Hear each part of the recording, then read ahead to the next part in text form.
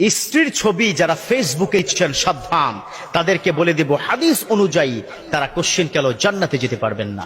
কারণ আদ-দায়ুসু লা ইয়াদখুলুল জান্নাহ, বিশ্বনবী এই বিষয় বলে দিয়েছেন যে দায়ুসরা কখনো জান্নাতে যাবে না। আর যারা ফেসবুকে স্ত্রীর ছবি আপলোড করে পণ্য বানায়, প্রেজেন্টেশন করে, তারা হচ্ছে দায়ুস। হুজুর কেন বললেন কথাটা? এই কারণে বললাম, কাল কিয়ামতের ময়দানে আপনার এই অপ্সরা অপরূপা সুনয়না সুকেশিনী সুহাসিনী আপনার স্ত্রীর ছবি তুলে আপনি যে ফেসবুকে আপলোড দিচ্ছেন, এই দৃশ্য বা এই চেহারাটা, এই ভিডিওটা দেখে বা ছবিটা দেখে যতজন পুরুষ সিডিউস হয়েছে, যতজন পুরুষ মাইল হয়েছে, প্রত্যেকটা পুরুষ যতজন তার মধ্যে জেনার চিন্তা আসছে, প্রত্যেকের জেনার গুনাহ যিনি স্বামী আপলোড করেছে তার আমলনামা আল্লাহ দিয়ে দিবে। নাউযুবিল্লাহ। কাল কিয়ামতের ময়দানে রব্বুল আলামিন বলবেন, এই যুবক এদিকে আয়, তোর জীবনে কেন এত জেনা করেছিস? 5 কোটি জেনা করেছিস তুই। ওই স্বামী বলবে, না ও আল্লাহ রাব্বুল আলামিন, আপনার কসম করে বলছি, আল্লাহে বিল্লাহে তাল্লাহে, আমি আমার স্ত্রীর সাথে ছাড়া কারো সাথে দৈহিক মিলন করি নাই, কারো সাথে আমি দৈহিক মিলন করি নাই। আল্লাহ গো, এই গুনাহ আসলো কোত্থেকে?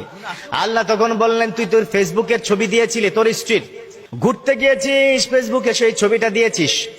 তোর এই ছবির দেখে, স্ত্রীর ছবির দেখে যতজন তাকিয়েছে, যতজনের জেনার গুনার কথা মাথায় এসেছে, প্রত্যেকের জেনার গুনাহ তোর আমল নামায় আমি সমভাবে বন্টন করে দিয়েছি। নাউযুবিল্লাহ। আর দিবেন ছবি?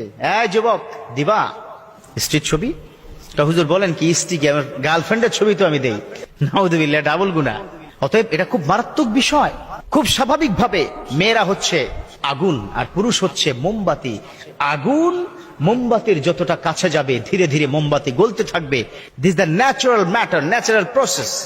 যার মনের মধ্যে সামান্যতম, হ্যাঁ এটা ঠিক, তোমরা অগাদ্দুল বাসার, বিশ্বনবী আবার পুরুষ আপনারা যারা আছেন, আপনাদের কি ব্যাপারে স্পষ্ট করে কি বলে দিয়েছেন, আদেশ করেছেন, এই আলী, সাইয়েদনা আলী রাদিয়াল্লাহু তাআলা আনহুকে বলেছেন, আলী রাস্তায় যখন চলাফেরা করবে, অগাদ্দুল বাসার, চোখটাকে নিচের দিকে রাখো।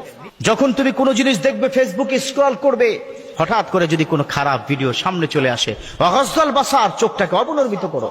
কথা কি বোঝাতে পেরেছি? অতএব আমাদেরও কিন্তু দোষ কম না।